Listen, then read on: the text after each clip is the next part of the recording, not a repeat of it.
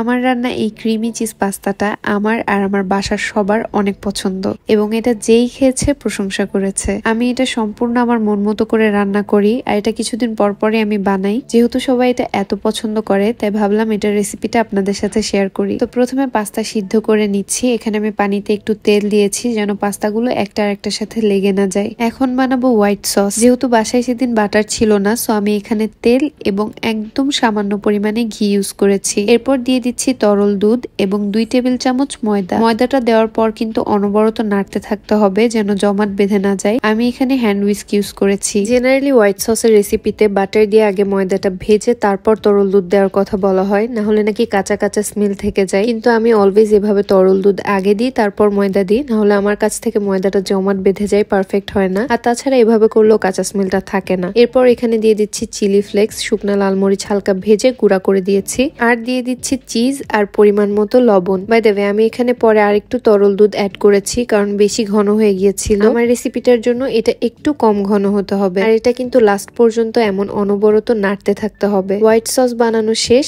এখন পাস্তাটা রান্না করব। এখানে প্রথমে আমি ডিম ভেজে নিলাম, এরপর পেঁয়াজ ভাজবো। পেঁয়াজটা আমি একটু বেশি দিই আর একটু মোটা মোটা করে কাটি। ভিডিও করতে করতে আমি প্রথমে রসুন কুচি দিতে ভুলে গিয়েছিলাম, তো পেঁয়াজগুলো সাইড করে রসুন কুচিগুলো ভেজে নিচ্ছি। এরপর দিয়ে দিব কাঁচা মরিচ। আমি মরিচ একদমই চিকন করে গোল গোল করে কেটে দিই। ওই দিন ভাবি কেটেছিল তাই এমন ছিল। চিকন করে কেটে দিলে খাওয়ার সময় 2-1টা খেয়ে ফেললেও টের পাওয়া যায় না, সো আমি একদম চিকন করে কেটে দিই। এগেইন আমি চিকেনটা ভাজতে ভুলে গিয়েছিলাম, সো এখন সেম কড়াইতে ম্যারিনেট করে রাখা চিকেন গুলো ভেজে নিচ্ছি। এটা আমি জাস্ট মরিচ গুঁড়া আর একটু লবণ দিয়ে ম্যারিনেট করে রেখেছিলাম। এরপর এখানে ভেজে রাখা ডিম, পেঁয়াজ সবকিছু দিয়ে নেড়ে চেড়ে একটু গোলমরিচ গুঁড়া দিয়ে 1 মিনিট মতো আর একটু ভেজে নিলাম। এরপর দিয়ে দিলাম সিদ্ধ করে রাখা পাস্তাগুলো। পাস্তা দিয়ে সবকিছু হালকা নেড়ে মিক্স করে নিলাম। এরপর একে একে দিয়ে দিব টমেটো সস আর হোয়াইট সস। আমার কাছে হোয়াইট সসের স্বাদটা কম ভালো লাগে তাই আমি টমেটো সসটা একটু বেশি দিই। আপনাদের কাছে হোয়াইট সস বেশি ভালো লাগলে টমেটো সস কম দিবেন আর হোয়াইট সসটা বেশি রাখবেন। আর প্রয়োজন হলে এক্সট্রা লবণ দিবেন। বাই দ্য ওয়ে, আমার ওই দিনের পাস্তাগুলো প্রথমবারে বেশি সিদ্ধ হয়ে গিয়েছিল। পাস্তাটা কম সিদ্ধ করবেন কারণ এরপরেও কিন্তু বেশ কিছুক্ষণ রান্নার প্রসেস চলবে, তখন এমন ওভার কুক হয়ে ভেঙে ভেঙে যাবে। এরপর সস দিয়ে 2-3 মিনিট মতো হাই ফ্লেমে রান্না করলাম